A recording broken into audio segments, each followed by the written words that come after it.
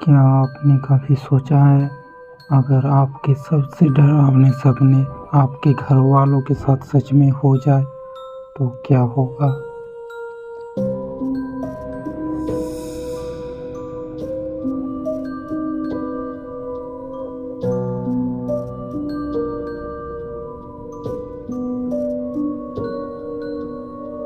Hello horrified, स्वागत है आप सबका हुतिया पाए हॉरर में। तो बिना किसी एक्स्ट्रा बकचोदी के चलिए आज की जो कहानी है वो शुरू करते हैं।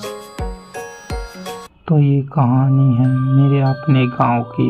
मेरा गांव जो कि वेस्ट बंगाल में सिचुएटेड है, ना ही ज़्यादा मॉडर्न है और ना ही ज़्यादा पिछड़ा हुआ, पर यहाँ के ज़्यादातर लोग ही भूत प्रेत और ब्लैक मैजिक इन सभी चीज़ों पर बिलीव करते थे। पर कुछ लोग ऐसे भी थे जो इन चीज़ों पर बिलीव नहीं करते थे, और मैं भी उन्हीं में से एक था। सिर्फ तब तक जब तक मैंने ये इंसिडेंट अपनी आंखों से विटनेस नहीं किया।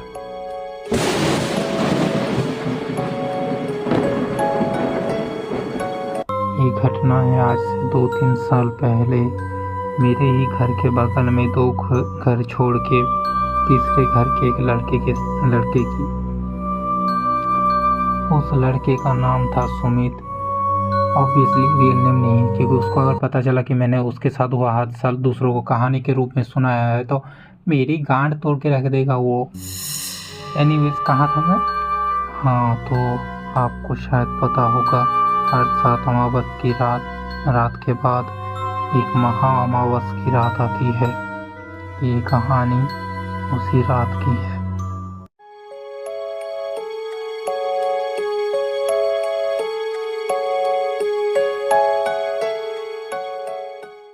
जैसे कि मैंने कहा, ये कहानी 2 से 3 साल पहले की एक इंसिडेंट के ऊपर है, और आप में से बहुत लोगों को शायद ही याद होगा उस वक्त फ्री फायर कितना ज़्यादा पॉपुलर था। तो सुमित अपने 3 दोस्तों के साथ गांव के मोड़ पर फ्री फायर खेलने जाता था, क्योंकि गांव में उतना अच्छा नेटवर्क नहीं आता था और मोड़ पे थोड़ा ही सही पर अच्छा नेटवर्क आ जाता था। पर यहाँ पर मेन बात ये थी कि उस मोड़ से 100 से 1.5 मीटर दूर ही एक शमशान था। तो उस रात सुमित हर दिन की तरह ही अपने 3 दोस्तों के साथ गेम खेलने के लिए मोड़ पर रुका हुआ था। पर उस दिन हुआ कि इस भड़वे को घर आने का मन ही नहीं कर रहा था। इसे रैंक जो पुश करना था, तो वो अकेले ही वहाँ रुका रहा। अपने दोस्तों को घर भेजकर वो वहाँ पर गेम खेलने लगा। तो फिर क्या, उसके बाद उसके बाकी दोस्त घर वापस आ गए। अब असली कांड जो शुरू हुआ वो हुआ रात के 11 बजे। रात के 11 बजे उसकी माँ चिल्लाते हुए घर से बाहर आई कि सुमित वापस नहीं आया अभी तक, सुमित वापस नहीं आया अभी तक करके पास के घर में बात करने लगी, क्योंकि उसी घर में उसके 3 दोस्तों में से एक दोस्त रहता था। तो उसने कहा, क्या वो अभी तक वापस नहीं आया? पर उसने तो कहा था वो थोड़ी देर में आ जाएगा। तो इतने में सुमित की मम्मी ने पूछा, कहाँ है वो? तो उस दोस्त ने कहा, वो तो मोड़ पर है, गेम खेल रहा था। उसने कहा थोड़ी देर में चला जाऊंगा। इतना सुनने की देर थी। इतनी सुनते ही उसकी माँ की तो जैसे जान ही निकले जा रही थी। वो चिल्लाती हुई बोली, उस मोड़ पर, उस शमशान पर तुम लोगों से अपने साथ क्यों नहीं लाए? अकेला क्यों छोड़ा है उसे वहाँ पर, वो भी आज की रात? बस इतना कहते ही वो सुमित के पापा को लेकर दौड़ पड़ी उस मोड़ की तरफ। अब सबको पता था कि आज की रात कैसी रात है, तो 4-5 लोग उनके साथ जाते हैं मदद करने के लिए। तो वो सब लोग सुमित के मम्मी पापा के साथ जाते हैं, पर उन्हें क्या पता था जब वो लोग वहाँ पहुँचेंगे उन्हें एक ऐसी चीज़ दिखेगी जिसे वो ज़िंदगी भर नहीं भुला पाएंगे। तो वो मोड़ गांव जो हमारा एक्चुअल घर है, वहाँ से वो मोड़ उतना कुछ दूर नहीं था, और कुछ ही देर में वहाँ पर पहुँच जाते हैं। और जब वो लोग वहाँ पहुँचते हैं वो देखते हैं कि जब वो लोग उस मोड़ पर पहुँचे तो उन्होंने देखा कि सुमित जो है वो पेड़ पर बस अपने बाएं पैर से लटका हुआ था। उसका पूरा शरीर जो है वो पूरी तरह से अकड़ चुका था। ऐसा लग रहा था जैसे उसके पूरे शरीर को किसी ने तोड़ मरोड़ के रख दिया। उसके मुंह से झाग निकल रहा था। ये सब देख के गाँव वालों की इतनी फटी कि उन सब की आगे जाने की हिम्मत भी नहीं हुई। और सुमित की माँ वो बस चिल्लाई जा रही थी, रोए जा रही थी। ये सब देख के जो भी हो, किसी तरह से गांव वालों ने हिम्मत करके सुमित को उसी रात नज़दीकी अस्पताल पर ले गए। पर वहाँ पर डॉक्टर ने जो कहा, डॉक्टर की उस बात ने सबकी और फाड़ के रख दी। डॉक्टर ने कहा कि सुमित का पूरा शरीर मेडिकली फाइन है, मेडिकली पूरी तरीके से ठीक है। ना ही उसे कोई इंटरनल डैमेज हुआ है, ना ही उसे कोई एक्सटर्नल डैमेज हुआ है। पर यह कैसे हो सकता है? सबको दिख रहा था कि सुमित की बॉडी पूरी तरह से टेढ़ी मेढ़ी हो चुकी है, पूरी तरह से आकर चुका है। ये सब देख के डॉक्टर खुद भी काफ़ी ज़्यादा शॉक में थे, क्योंकि ये कैसे पॉसिबल है। एक इंसान जो कि दिख रहा है पूरी तरह से आकर चुका है, उसकी पूरी बॉडी ऐसी लग रही थी जैसे कि तोड़ मरोड़ के रख दिया है किसी ने। पर मेडिकल चेकअप्स के मुताबिक उसकी पूरी बॉडी पूरी तरीके से ठीक है। इस इंसिडेंट ने खुद डॉक्टर को भी हैरान करके रख दिया था। जो भी हो, अब क्योंकि हॉस्पिटल में कुछ हो नहीं सकता तो उसके घर वाले उसे घर ही ले आते हैं, क्योंकि डॉक्टर ने साफ साफ कर बता दिया था कि पूरी तरह से ठीक है, तो हॉस्पिटल में रखने का कोई मतलब नहीं बनता। तो वो लोग उसे घर ले आए। अब असली खेल जो है वो शुरू होता है अगली रात से। वो रात तो अच्छे से कट गया, पर अगली रात जो होने वाला था उसकी कल्पना शायद ही किसी ने की थी। तो हुआ क्या, अगले दिन रात को लगभग कुछ 12-1 बजे होगा, हमें काफ़ी ज़्यादा ज़ोर से चिल्लाने की आवाज़ें आने लगी। तो हम सब बाहर निकल के देखने गए, और जो हमने देखा वो देख के लिटरली हम सब की गांठ इतनी फटी कि जो जहाँ खड़ा था वहीं पे खड़ा रह गया। मेरी तो सबसे ज़्यादा फटी थी उस वक्त। हमने देखा कि सुमित जो है वो अपने घर के छत पे ऊपर उल्टा मुड़ के बिल्कुल वो कॉन्ज्यूरिंग वाली चुड़ैल थी ना, उसके जैसे चल रहा था, बिल्कुल उल्टा लटक के, चूतिया साला वैसे घूम रहा था।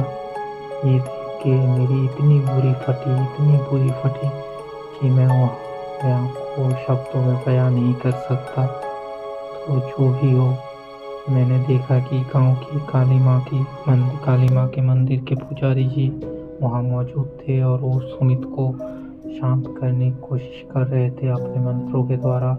वो बार बार मंत्रों को उच्चारण किए जा रहे थे, और सुमित जो है उतना ही वायलेंट होता जा रहा था।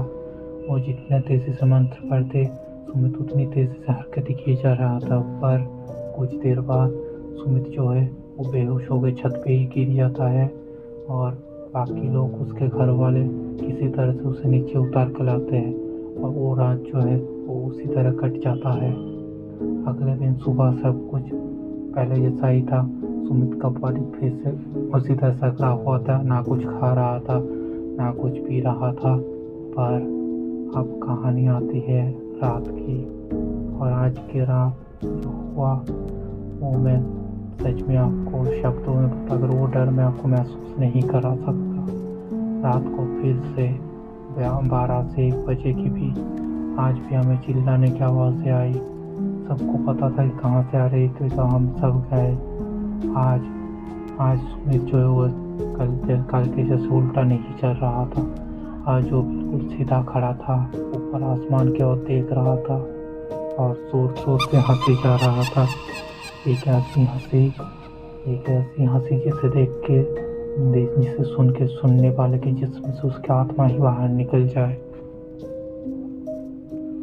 अब मैं सच बताऊँ तो मेरी उस वक्त इतनी बुरी तरह से गांठ फटी थी कि मैं उसी वक्त दौड़ के घर वापस चला आया था। अब मुझे बाद में मम्मी से पता चला था कि वहाँ पर क्या हुआ। तो वहाँ पर हुआ ये कि मेरे घर आने के बाद कुछ देर के बाद ही सुमित वहाँ पर जोर जोर से चिल्लाने लगा, मुझे चुनौती देगा तू, मुझे चुनौती देगा, मुझे चुनौती देता है, मेरे इलाके में खड़े होके, मेरे जगह पे खड़े होके मुझे चुनौती देगा तू। ऐसे ही जोर जोर से वो चिल्लाने लगा। अब किसी को कुछ समझ नहीं आया, पर पंडित जी जो थे उनके दिमाग में आ गया कि उसने ज़रूर शमशान घाट के करीब जाके कुछ ना कुछ तो हरकत की ही होगी। तो उन्होंने कहा कि ये तो ऐसे ठीक तो नहीं हो सकता, हमें इसके लिए यज्ञ करवाना होगा, एक बड़ा हवन करवाना होगा, तब शायद ये ठीक हो। तो वो रात इसी तरह से डर के माहौल में ही गुजर गई। अगले दिन जो है पंडित जी ने काली माँ के मंदिर के सामने बड़े यज्ञ की तैयारी की सुमित के लिए। घर वालों ने और बाकी गांव वालों ने मिलकर किसी तरह से सुमित को वहाँ ले आए। अब मेरी इतनी हिम्मत तो थी नहीं कि मैं वहाँ जाकर सब कुछ देखूँ। ये जो कुछ भी मैं सुना रहा हूँ ये मैंने मम्मी से सुना है, तो थोड़ा इधर उधर हो सकता है। तो यज्ञ शुरू होने के शुरू में तो कुछ नहीं हुआ, पर जैसे ही पंडित जी ने काली माँ के मंदिर का दरवाज़ा खोला और मंत्र पढ़ना शुरू किए, वैसे ही सुमित बिल्कुल ऐसे चिल्लाने लगा जैसे उसे बहुत दर्द हो रहा हो। ऐसा लग रहा था जैसे कोई उसे लाठियों से मार रहा है, वो ऐसे चिल्ला रहा था।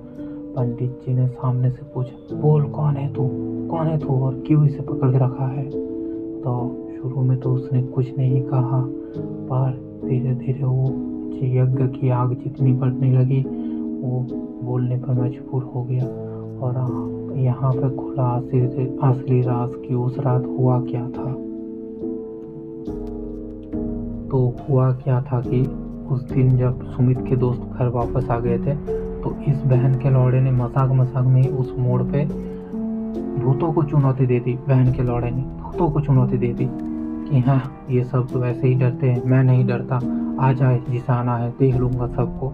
तो इस बकचोद बहन के लौड़े ने इस तरह से भूतों को चुनौती दे दी। और वहीं पे शायद कोई बुरी आत्मा, नेगेटिव एनर्जी थी, उसी ने इसको काबू कर लिया। तो किसी तरह से पंडित जी ने जो है पूजा और इन सब चीज़ों के द्वारा उसे शांत किया, उसे नॉर्मल किया। तो लगभग 3-4 हफ्ते बाद सुमित फिर से नॉर्मल हुआ। पहले की तरह तो नहीं, पर उस हादसे के बाद से थोड़ा बहुत इसे फिर से नॉर्मल लाइफ में वापस आने लगा। पर अब भी वो कभी कभार रात को वैसे हरकतें करता है। हालांकि उन्होंने उसे ताबीज़ बांध के रखा है। रोज़ सोमवार को उसके नाम का हवन होता है, उसके नाम पर पूजा दी जाती है, और आप जाके वो एकदम नॉर्मली अपने लाइफ फिर से लीड कर रहा है। तो अब जब मैं उसे देखता हूँ तो मुझे पता ही नहीं चल पाता कि 2 साल पहले इस लड़के के साथ ऐसा भी कुछ हुआ था। अब वो पूरी तरह से ठीक है, पूरी तरीके से ठीक हो चुका है और फिर से अपनी नॉर्मल लाइफ जी रहा है। तो गाइज यही थी पूरी स्टोरी। यहाँ जो कुछ भी मैंने इंसिडेंट किया है, हालांकि पूरा इंसिडेंट मैंने खुद तो विटनेस नहीं किया, कुछ जिसे मेरे मॉम ने मुझे बताया था। तो आप लोग कहानी कैसी लगी वो कमेंट में ज़रूर बताना, और अच्छा लगा तो लाइक भी ज़रूर करना। और अगली बार से ऐसे रातों में बाहर निकलने से पहले 2 से 3 बार ज़रूर सोचना इस इंसिडेंट के बारे में, कहीं ऐसा ना हो कि अगली बारी आपकी आ जाए।